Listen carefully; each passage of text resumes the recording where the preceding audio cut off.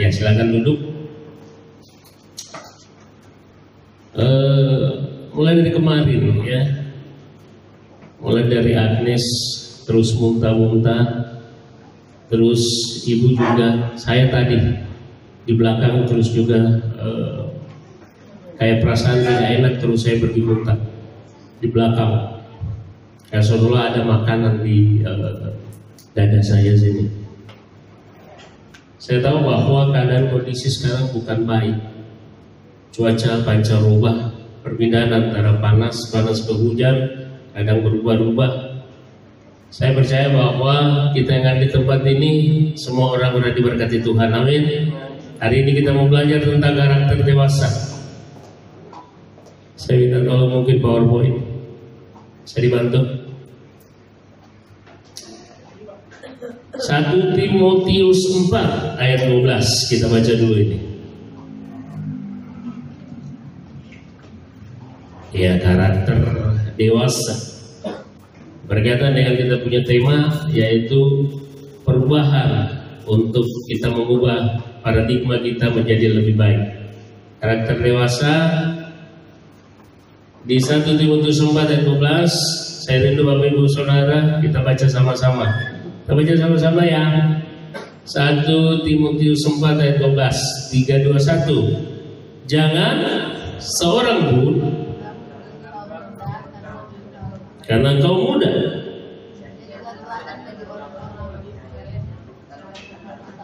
dalam tingkah lakumu, dalam kasihmu, dalam kesetiaanmu, dan dalam kesucianmu. Paulus menyampaikan ini kepada anak rohaninya yang bernama Timotius. Jangan seorang pun menganggap engkau rendah karena engkau muda. Terkadang orang muda dianggap rendah oleh yang lebih senior. Tapi Paulus mengingatkan kepada Timotius, jangan seorang pun menganggap engkau rendah karena engkau muda. Bagaimana caranya untuk tidak dianggap rendah? Firman Allah demikian lagi berkata, jadilah teladan bagi orang-orang percaya. Tahu arti teladan? Contoh, pengaruh yang baik. Dalam apa?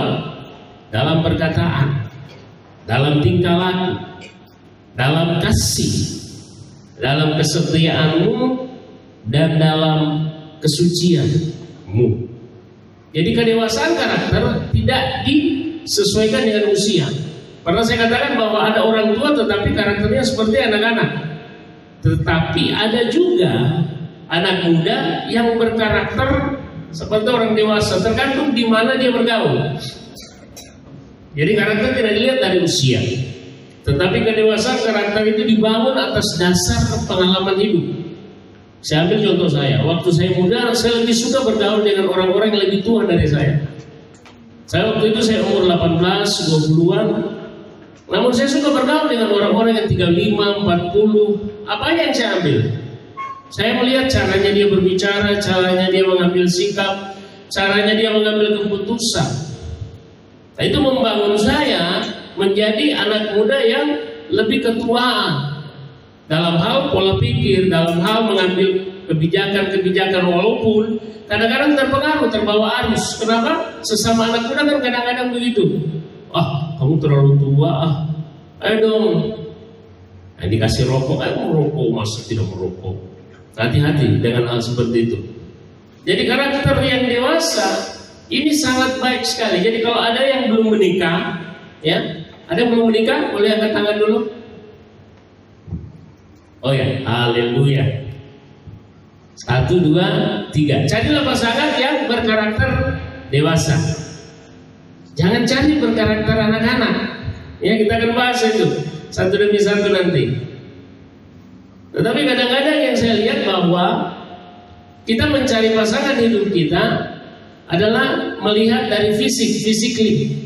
Dia cantik, dia gagah, tidak peduli sifat karakternya mau kasar, mau dia mungkin pemabuk, perokok, ya kan? Karena kita lihat bahkan tidak seiman pun bisa orang pilih, karena melihat oh dia gagah, dia ke Koreaan lah, kayak begitu.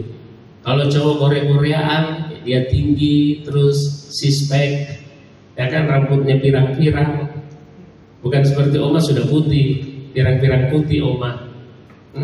Terus dia suka lihat kalau ceweknya, oh rambutnya dia kuning-kuning, perak-perak. Tidak lihat karakternya. 2 Korintus 4 ayat 18 bilang begini, bisa dibuka, saya baca. Bisa dibuka?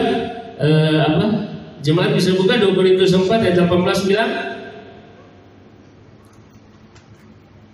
2 Korintus 4 ayat 18 bisa bantu saya baca?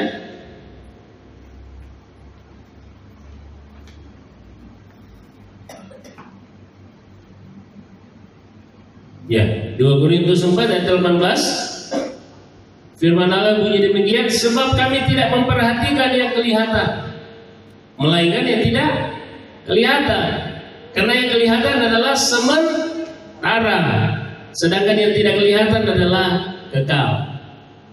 Apa maksud daripada firman Allah ini? Ketika Daud dipilih, dia adalah seorang pemuda yang kalau dibilang ya bodinya tidak seperti kakak-kakaknya, tapi Tuhan memilih dia karena kenapa? Karakternya yang bagus. Jadi bagi pasangan muda, pilih yang berkarakter dewasa, yang bisa membina, membawa untuk lebih dewasa. Hari ini kita akan belajar tentang 2 hal, yaitu 3 tingkatan kedewasaan. Yang kedua, 5 ciri orang yang dewasa. Stephen R. Covey dalam bukunya The 7 Habits of Highly Effective People menuliskan ada 3 tingkatan kedewasaan. Kita masuk di slide berikut. Ada 3 tingkatan kedewasaan. Yang pertama, dependent atau yang selalu bergantung. Ini seperti anak bayi. Kita punya anak bayi. Saya sering jemput jemaat dari Jambue. Ada bayi, ada balita di bawah 5 tahun. Kalau anak bayi kita tahu ya, suka-sukanya dia, tidak mau peduli, mau-maunya dia. Kalau dia menginginkan sesuatu tidak terpenuhi, dia ngambek, betul? Yang punya anak bayi, ya kan? Kalau dia lagi marah, tidak mau dihentikan kecuali diberikan sesuatu yang menyenangkan. Nah, dependent ini adalah satu tingkat kedewasaan. Kadang-kadang ada orang dewasa, umurnya sudah dewasa, tapi sifat karakternya kekanak-kanakan. Orangnya semua pada istilah berkata kekanak-kanakan. Anak-anak kan begitu. Dia belum tahu situasi. Seperti mungkin bayi di sana, ya kan, belum tahu bahwa dia main kiri kanan nggak apa-apa. Artinya bukan berarti saya menyalahkan bahwa anak-anak tidak boleh bermain, tidak. Tapi ini berbicara tentang karakter dependent. Orang yang sudah dewasa, tetapi kalau berkarakter kayak seperti bayi, selalu bergantung, menggantungkan segala sesuatunya kepada orang lain, tidak bisa mengambil keputusan sendiri. Mungkin ada yang disebut seperti bilang anak mama, anak papa. Setiap kali mau mengambil keputusan harus bertanya dulu kepada mamanya, papanya. Saya tanya dulu mamaku, nak, bisa enggak? Saya tanya dulu papaku, nah, padahal dia sudah bisa mengambil keputusan. Dia sudah dewasa, dia sudah bekerja. Ini dependent. Lalu kita lanjut. Yang kedua, independent, mandiri. Independent bagus enggak ya? Sering kita dengar kan, dia sudah mandiri, mandi diri sendiri, mandiri, bisa hidup sendiri. Bagus. Biasanya independen ini kategorinya di anak muda. Cuma independen ini dia cenderung ke arah ego. Dia sombong dan kadang-kadang dia bisa menjatuhkan orang. Contohnya begini. Bisa saja dia berkata begini, kalau orang independen, orang yang mandiri, tanpa saya kamu nggak bisa apa-apa. Apalagi kalau anak muda kan kadang-kadang berpikir, saya nggak butuh orang tua. Sekarang saya bisa mandiri. Satu ketika anak saya pernah berkata begitu kepada saya. Saya sudah bisa keluar, saya sudah bisa berusaha. Saya tidak mau diatur-atur. Nah, hati-hati dengan independen. karakter mandiri ini baik, tetapi bisa apa? Bisa menimbulkan yang namanya keegoan, kesombongan, penonjolan diri, sehingga itu bisa berakibat kejatuhan. Ya, sudah dua kita bahas, dependent dan independent. Ya, yang terakhir adalah interdependence, saling ketergantungan. Ini yang saya mau bahas, ini yang ingin saya perlengkapi kepada saya dan saudara. Bagaimana karakter dewasa ini bisa timbul dalam kehidupan kita. Interdependence apa itu? Saling ketergantungan. Ya, karakter independence adalah karakter yang supel. Dia supel, tidak ego, karena merasa diri tidak ada artinya tanpa orang lain. Nah, ini interdependence. Jadi dia tidak istilahnya mengakui bahwa dia bisa tanpa orang lain. Dia harus bergantung. Dimanapun dia berada, dia tidak bisa hidup seorang diri. Harus saling bergantung. Suami istri, istri suami, orang tua dan anak, tetangga, semuanya harus saling bergantung. Gembala jemaat, ini tidak bisa berjalan sendiri. Itulah yang saya sebut karakter yang dewasa. Nah, Kejadian 2 ayat 18 bilang, kita buka Kejadian 2 ayat 18.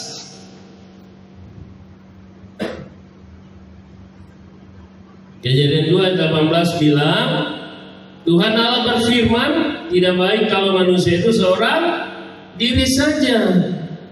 Aku akan menjadikan penolong baginya yang sepadan dengan dia. Jadi Allah pun berpikir bahwa Adam tidak baik kalau seorang diri.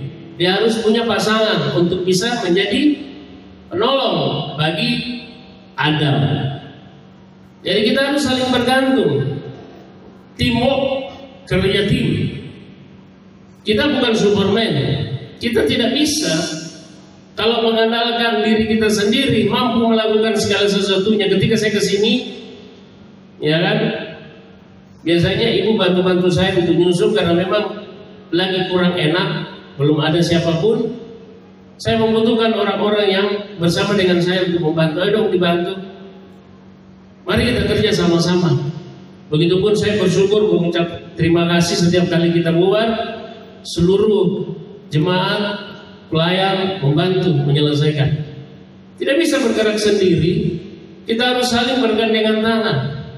Kecuali ada hal tertentu kita melakukannya sendiri. Itu seperti mandi sendiri. Saudara dewasa masih suka dikasih mandi? Nah kan? Nah, mandi sendiri boleh. Tetapi jangan seperti tadi apa? Dependen seperti anak-anak. Anak-anak yang tidak tahu apa-apa yang dia lakukan. Saya lihat kalau anak-anak kan tidak tahu bahaya. Biasa dia mau nyebrang saja, dia tidak peduli ada mobil atau apa. Satu ketika saya naik motor pelan-pelan, tiba-tiba dari sana saya udah lihat pasti nyebrang nih. Makanya saya pelan-pelan. Betul. Tuhan Yesus dia nyebrang. Akhirnya dia masuk di pas mesin saya. Terkelupas, saya bertanggung jawab, saya bawa ke dokter. Orang-orang di situ mau marah, saya bilang jangan marah dulu. Kita lihat dulu kronologisnya. Anak ini nyebrang, tidak ada yang lihat, mana orang tuanya. Oh, bapak yang kencang enggak? Kalau saya kencang ada yang terlipat, saya bilang. Dia masuk di bawah kolong karena memang dia nyelip di bawah situ. Tapi satu hal saya bilang, saya bertanggung jawab. Ayo kita ke dokter. Nggak usah, bapak kasih uangnya. Nah, kita ke dokter. Berapapun biayanya saya biayain. Yang penting kita ke dokter. Ya, anak-anak tidak tahu bahaya. Dia bisa saja. Arga waktu kecil dia suka sekali tuh mukul mobil yang lewat. Saya bilang sama dia, besi itu sekali dia tabrak kok pikir enak. Ini bukan plastik, ya kan? Itu anak-anak dipelihara. Jangan juga terlalu sombong. Semua kita tanpa saya tidak bisa jadi. Kita harus interdependence. Ini karakter dewasa. Kalau kita sadar kita perlu teman, kita perlu pasangan, kita perlu sahabat di kantor, dimanapun kita berada, kita menjalin satu hubungan relationship sama dengan kita tidak bisa tanpa Tuhan. Ini yang dibilang hubungan relationship dengan Tuhan Tanpa teman-teman tim praise and worship, ibadah tidak akan berlangsung.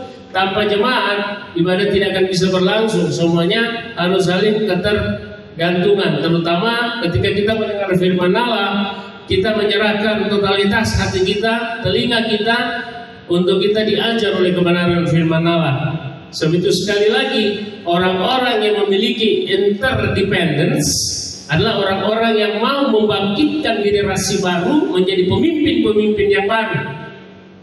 Bukan independen. Orang independen kadang-kadang dia ego, tidak mau kedudukannya diganti. Tapi sekali lagi bahwa orang-orang yang memiliki karakter dewasa, interdependence, ini dia tahu bahwa usia masanya itu akan berakhir. Sama seperti Musa dan Yosua. Dia tahu Musa bahwa harus ada pengganti. Maka direkrutlah yang namanya Yosua untuk melanjutkan tongkat estafet. Demikian juga pelayanan. Pelayanan juga harus. Jadi pemimpin, seorang yang dewasa, dia akan membangkitkan, membangun atau merekrut pemimpin-pemimpin yang lain. Itu berbicara tentang saling.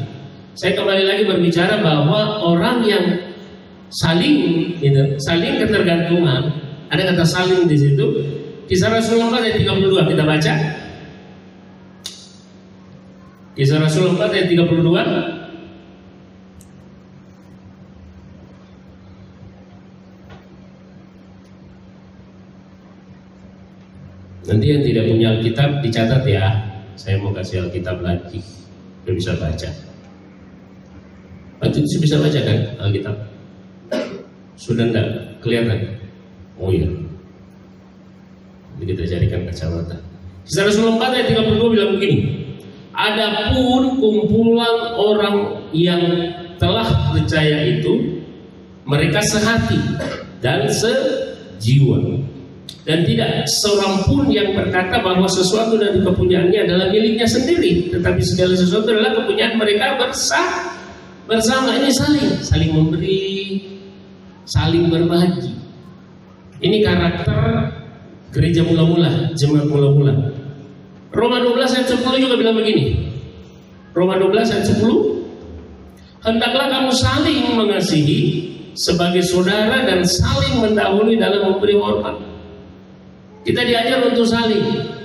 Jadi orang yang memiliki karakter interdependence itu adalah orang-orang yang saling ketergantungan. Orang-orang yang betul-betul menyadari bahwa kita harus saling mengasihi sebagai saudara seiman dan saling mendahului memberi hormat. Kita bukan ahli-ahli Taurat. Dan anak Tuhan yang memiliki karakter yang Tuhan sudah bentuk menjadi karakter yang sabar, lemah lembut, sehingga kalau memang ada sesuatu yang perlu kita selesaikan, kita harus lebih dulu menyelesaikan daripada dipendam. Kita lanjut Bapak Ibu Saudara. Nah di sini poin yang kedua. Tadi ada tiga karakter kedewasaan. Ada yang ingat? Coba sebut. Yang pertama, dependent, itu seperti bayi. Terus independent, mandiri, ego. Lalu interdependence, saling ketergantungan. Inilah karakter dewasa yang menyadari bahwa dirinya tidak bisa apa-apa tanpa bantuan orang lain. Kita harus menyadari itu. Tidak ada orang bisa hidup sendiri di dunia ini. Coba kalau berani hidup di hutan, hidup sendiri, makan sendiri. Ya kan? Ada lagunya tuh, makan sendiri. Sudah sampai di situ ya. Saya tidak ada hutan malam ini. Nah, ada 5 ciri orang yang dewasa, yaitu interdependence. 1 Timotius 4 dan 12 kita kembali lagi. Ada yang saya kasih warna kuning itu. Ya, kita bisa baca ya sama-sama. 3, 2, 1. Jangan menganggap engkau rendah karena engkau muda.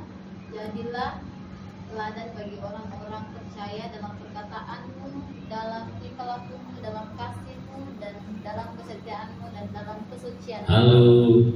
Jemaat hanya satu orang kah? Kita ulangi, kita baca lagi ya sama-sama ya. 3, 2, 1. Jangan menganggap engkau rendah karena engkau muda. Jadilah teladan bagi orang-orang percaya dalam perkataanmu, dalam tingkah lakumu, dalam kasihmu, dalam kesetiaanmu, dan dalam kesucian. perkataanmu, tingkah lakumu, kasihmu, kesetiaanmu, dan dalam kesucianmu. Kita akan masuk satu demi satu 5 hal ini. Bapak Ibu Saudara tolong perhatikan perkataan apa yang dikatakan oleh firman Allah. Pengkhotbah 9 ayat 17 berkata, perkataan orang berhikmat yang didengar dengan tenang lebih baik daripada teriakan orang yang berkuasa di antara orang bodoh. Ya, Raja Salomo bilang apa? Perkataan orang yang berhikmat, orang yang pintar, orang yang bijaksana didengar dengan tenang. Itu lebih baik daripada orang yang berkuasa dia berteriak-teriak. Ada orang yang berkuasa berteriak-teriak, dia bisa menyalahkan dia punya bawahan. Kita tahu ada satu kasus yang viral sekali saat ini namanya Agus. Saya tidak tahu bagaimana kasusnya, dengan anak buahnya lalu disiram air keras sehingga seluruh hampir mukanya ya katakanlah meleleh sampai matanya itu tidak lagi bisa sembuh menurut dokter. Ini karena orang merasa arogan dengan perkataannya, sombong dengan kedudukannya, terlalu merasa bahwa dia berkuasa sehingga seenak-enaknya kepada bawahannya, semaunya. Firman Allah bilang, perkataan orang berhikmat itu penting sekali. Mari saudara miliki perkataan yang berhikmat, miliki perkataan dewasa. Orang dewasa kalau berkata-kata itu dipikirkan. Kenapa kalau anak-anak berkata-kata maunya dia? Anak muda juga yang ego maunya dia, seenaknya dia. Saya kira kita mau dibangun oleh karakter kedewasaan. Yang pertama perkataan kita. Mari kita cross check diri kita. Bagaimana dalam kita berkata-kata, terutama ketika kita sudah tahu firman Allah. Berkata-kata itu lebih baik kita pikirkan sebelum kita berkata-kata. Jangan berkata-kata sampai menyinggung orang. Jangan berkata-kata sampai menyakiti hati orang. Kalaupun itu terjadi, mungkin ada maksud tertentu disampaikan itu. Kadang-kadang pun saya katakan bahwa saya ini bukan Superman sekali lagi. Kadang-kadang perlu yang namanya cross check diri.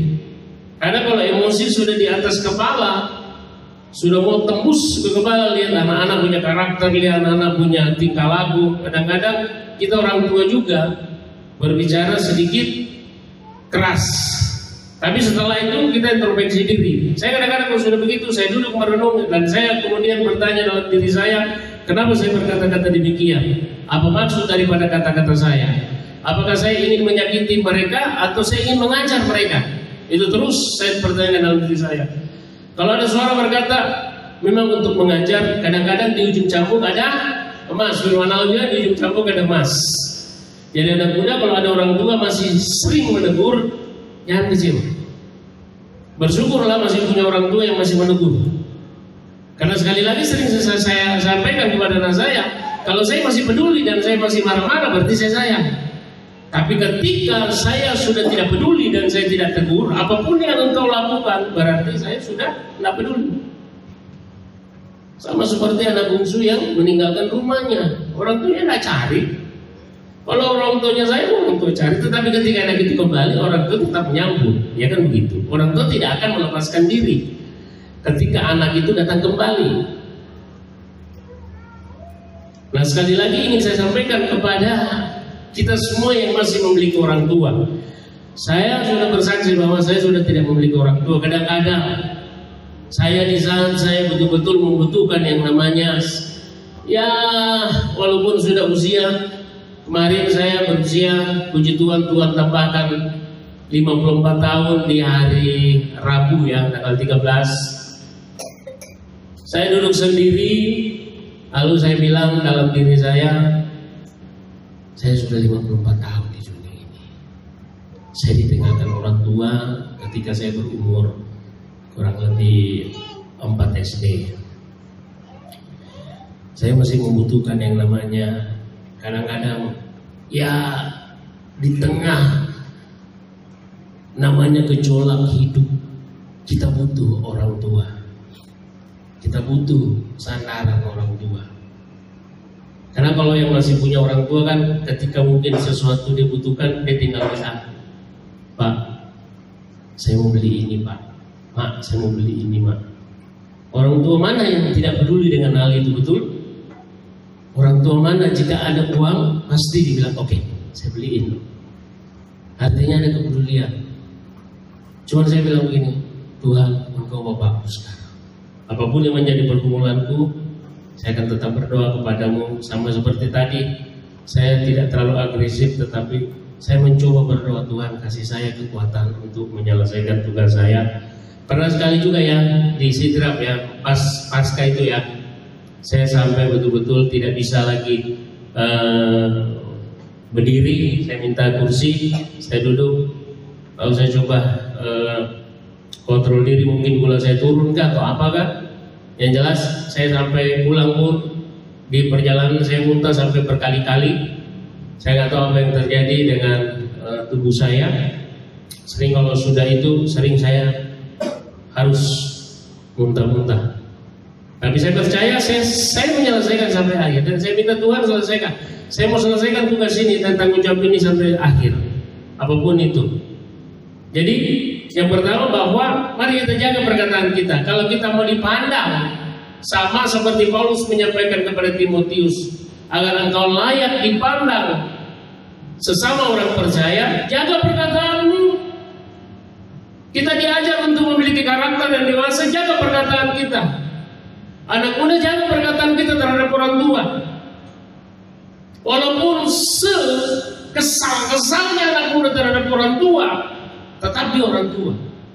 Anda tidak bisa marah, karena dia orang tua kita. Sesalah-salahnya orang tua kita tidak boleh marah. Kita tetap menundukkan diri. Setelah itu nanti orang tua sadar. Orang tua mungkin pasti berpikir, orang tua itu kadang-kadang begini. Saya mau ambil contoh, betul nggak Pak Titus? Kadang-kadang kita marah, kita hanya minta satu, jangan dibantah, cukup. Setelah itu kami akan diam sebagai orang tua. Sebabnya perintah yang kedua di 10 perintah itu berkata begini, hormatilah ayah ibu. Itu penting sekali, agar panjang umurmu. Tuhan memberikan engkau kekayaan. Orang-orang yang saya lihat sukses dan berhasil, dia menghargai orang tuanya. Salah satunya yaitu yang pernah kita pinjam sound sistemnya, namanya Pak Riko Nababan. Dia sangat sayang dengan orang tuanya. Saya salut sekali dengan anak muda yang luar biasa. Tuhan tambahkan apa? Tuhan tambahkan dia pekerjaan yang luar biasa. Ya, Tuhan berikan dia usaha yang luar biasa. Dia begitu sayang orang tuanya. Dia ahli pare-pare, ketika tahu orang tuanya sakit jauh di Medan, dia langsung terbang ke Medan. Dia tidak peduli, dia langsung terbang ke Medan. Ini diajarkan kepada kita, khususnya anak muda. Sayang orang tua kita. Jangan pernah berkata-kata kasar terhadap orang tua kita. Dan ini menunjukkan karaktermu jika kau berkata-kata kasar. Ya? Jadi yang pertama, perkataan orang dewasa adalah perkataan yang berhikmat. Oke. Yang kedua, ciri yang kedua, tingkah laku. Apa firman Allah bilang? Kalau dibaca Amsal 1 ayat 15.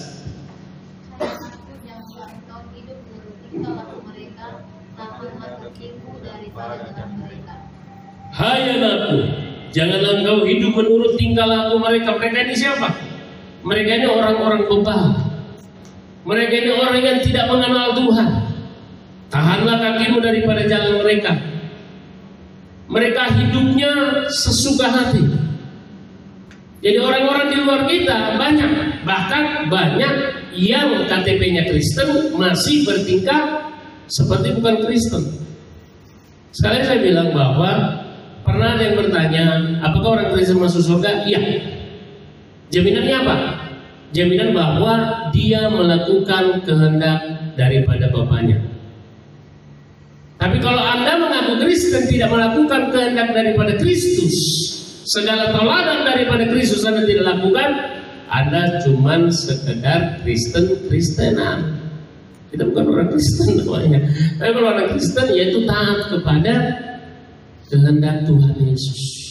Apa yang diajarkan, apa yang diteladankan kepada kita, itu kita lakukan. Maka Salomo bilang, hai anakku, janganlah engkau hidup menurut tingkah laku mereka.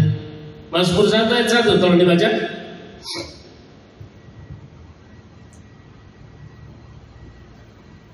Mazmur 1 ayat 1. Berbahagialah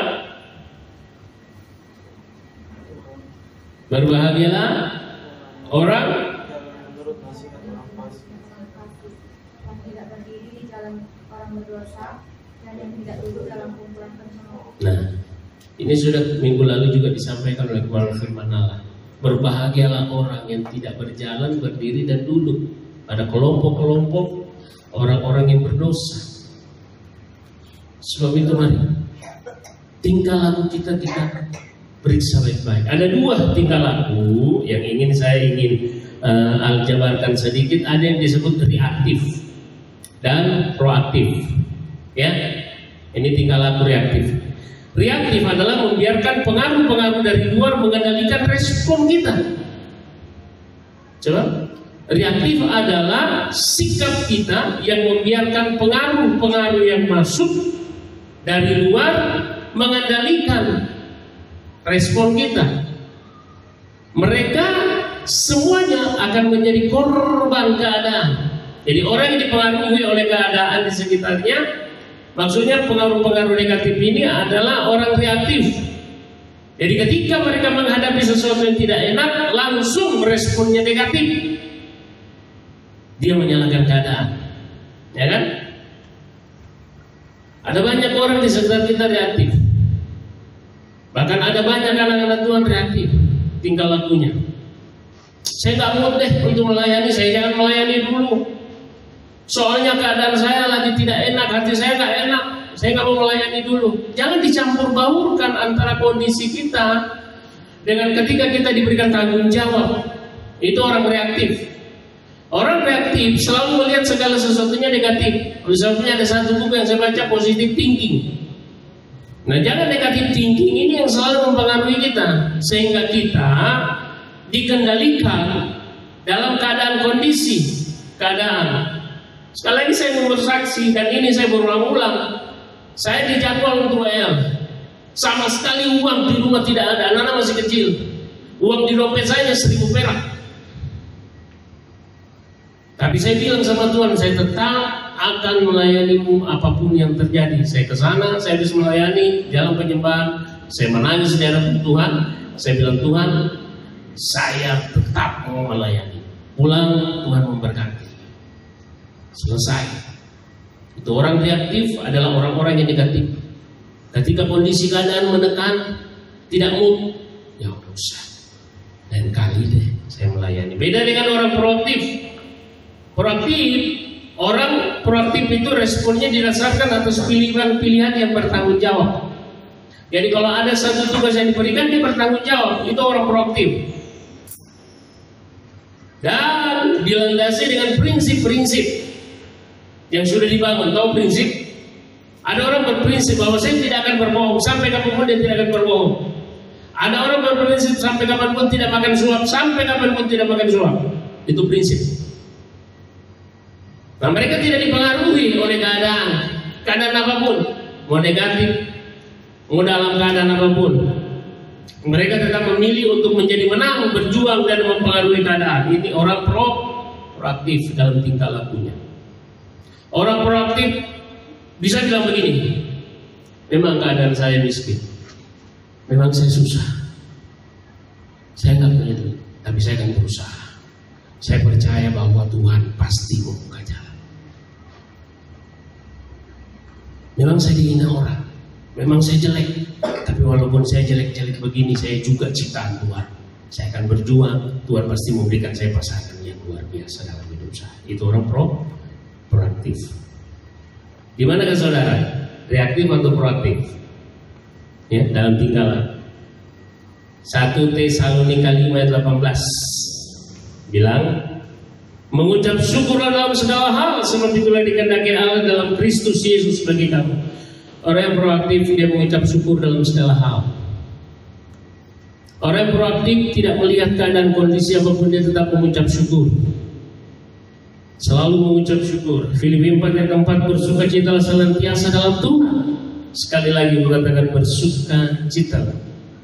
Jadi orang yang proaktif akan selalu mengendalikan keadaan sekalipun itu sulit.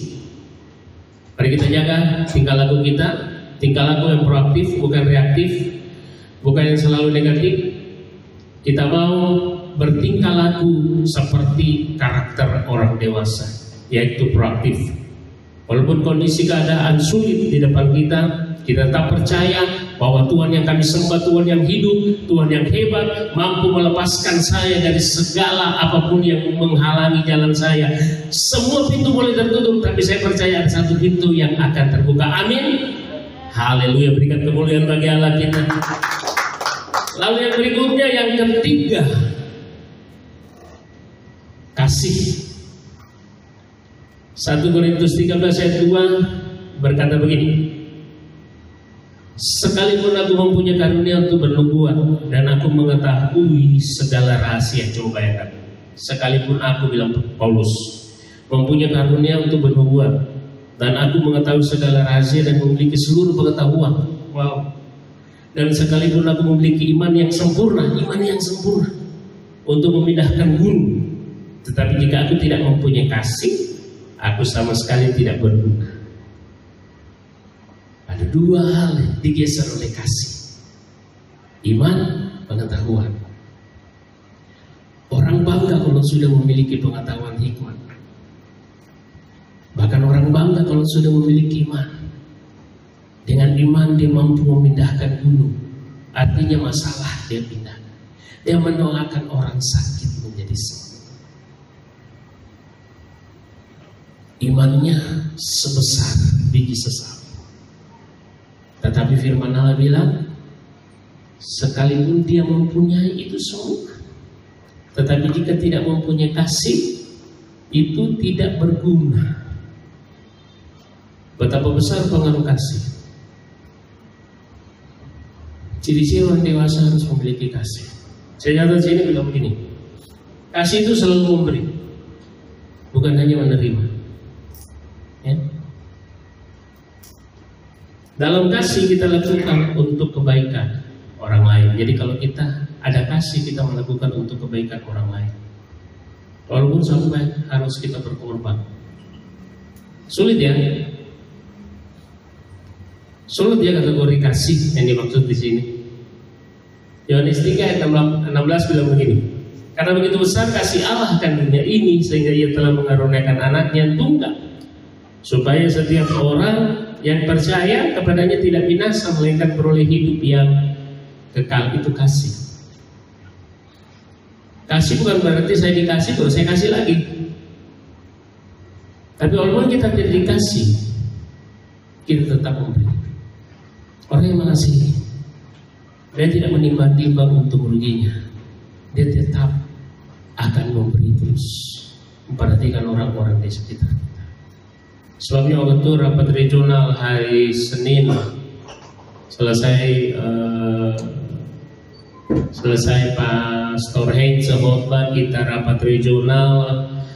Saya diberikan kesempatan untuk menyampaikan realisasi tahun 2024 dan target 2025. Target kita, visi kita dan misi yang Tuhan taruh, kita akan membuat KKR per 4 bulan di Pinrang ini. Apapun, bagaimanapun caranya, mari kita bergandengan tangan untuk bisa menjangkau jiwa-jiwa. Dan per 3 bulan kita akan melakukan kegiatan bansos, bantuan sosial. Mungkin sebagian berpikir, Pak Hendrik terlalu muluk-muluk. Saya coba tanamkan ini. Ketika kita memberi, percaya Tuhan akan mengembalikan itu berlipat kali ganda. Percayalah. Saya tahu kalau orang-orang yang suka memberi mau bersaksi di tempat ini, dia akan menyaksikan bahwa tangan Tuhan tidak pernah berhenti menumpahkan berkat dari atas. Dia tidak pernah kekurangan. Orang yang sudah memberi tidak akan pernah kekurangan. Percaya saja Bapak Ibu Saudara, itu kasih. Seberapa besar kasihmu akan sesama-sesama di sekitar kita. Orang yang mengasihi, dia akan terus mengorbankan segala waktu, tenaga, sampai orang tersebut yang dikasihinya bisa memperoleh kebahagiaan. Orang yang mengasihi adalah orang yang tidak mengukur sejauh apa yang sudah diberi. Dia akan terus memberi sampai Tuhan yang akan menggantinya. Percaya Bapak Ibu Saudara bahwa Tuhan mampu menggantikan segala sesuatu yang Tuhan saudara beri? Ada amin? Haleluya. Jadi lawan kasih adalah hawa nafsu. Hawa nafsu itu tidak peduli orang lain. Orang lain itu mau susah, orang lain mau sengsara, ya sama dia bahagia. Itu dosa. Jadi lawannya itu kasih adalah hawa nafsu. Sekali lagi saya mau sampaikan kepada orang muda, jangan sampai pasangan belum begini, yang kalau kau sayang saya, yang berikanlah yang terbaik bagi saya, yang jangan ya, hati-hati. Kalau ada yang digoyang, jangan, itu hawa nafsu, itu bukan kasih. Kalau dia mengasihi pasangannya, dia akan menjaga sampai selesai. Kalau sudah kenal Tuhan, kita harus mengajarkan anak-anak generasi kita untuk menghargai. Itu kasih Bapak Ibu Saudara. Poin yang ketiga, ciri-ciri orang dewasa mengasihi. Galatia 5 ayat 24 bilang, tolong baca Galatia 5 ayat 24. Siapa menjadi milik Kristus Yesus, ia telah menyelipkan daging dengan segala hawa nafsu dan keinginannya. Barang siapa menjadi milik Kristus Yesus, ia telah menyalipkan dagingnya dengan segala hawa nafsunya dan keinginannya. Apakah saudara sudah menjadi milik Kristus Yesus? Tunjukkan dengan kasih, perkataan, dan tingkah laku. Next, kita lanjut. Ciri yang keempat, kesetiaan. Amsal 19:22. Sifat yang diinginkan pada seseorang ialah kesetiaannya. Lebih baik orang miskin daripada seorang pembohong. Nah, Amsal bilang begini, yang diinginkan pada seseorang adalah kesetiaan. Biar dia miskin, yang penting dia tidak suka bohong. Sudah miskin, suka bohong lagi. Jadi ini hal yang jangan sampai kita suka bohong. Tuhan mau kita, kesetiaan kita itu diuji. Orang yang setia, orang apa adanya. Orang setia itu tidak terpengaruh dalam keadaan. Sudah saya sebutkan tadi, orang yang setia walaupun keadaan hatinya tidak senang, tidak enak, dia tetap setia kepada Tuhan. Yang terakhir,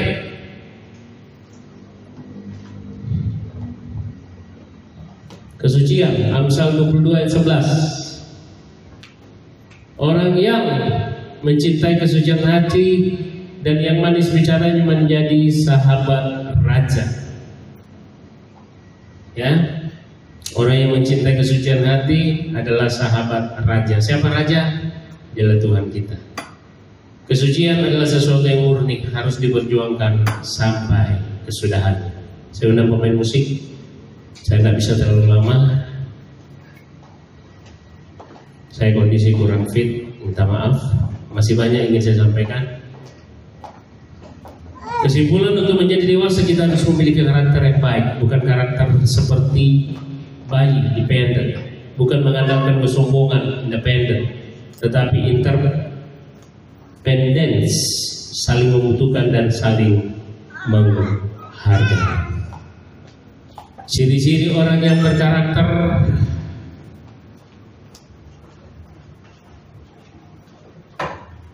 dari perkataannya, dari tingkah lakunya, bagaimana kasihnya, bagaimana kesetiaannya, dan bagaimana kesuciannya tetap terjaga dan terjamin.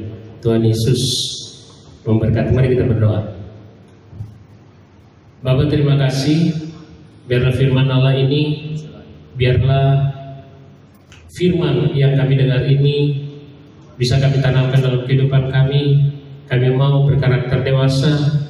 Kami mau sungguh-sungguh diubah dengan karakter kami. Ubah kami sehingga menjadi seperti Kristus. Terima kasih.